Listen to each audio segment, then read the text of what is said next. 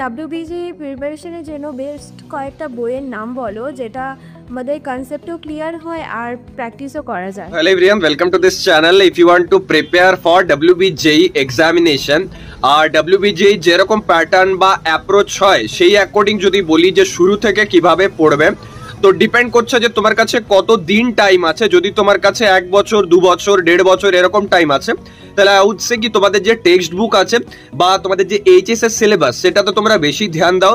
তার সাথে সাথে তোমরা এমটিজির যে বইগুলো আছে, যে কোনো একটা বই, এমটিজির টোটাল 3টে বই হয় WBJEE এর জন্য, মানে ইচ সাবজেক্টের কথা বললাম। একটা হয় প্র্যাকটিস পেপার, একটা হয় চ্যাপ্টার ওয়াইজ এক্সপ্লোরার, আর একটা চ্যাপ্টার ওয়াইজ এক্সপ্লোরারই হয় বাট থিওরিজ এর জন্য। তাহলে টোটাল 3টে বই থাকছে এমটিজির তরফ থেকে। অ্যারিহেন্তারও একটা পিওয়াইকিউর বই পেয়ে যাবে তোমরা। তাহলে এই বইগুলো তোমরা প্র্যাকটিস করতে পারো লং টার্মে।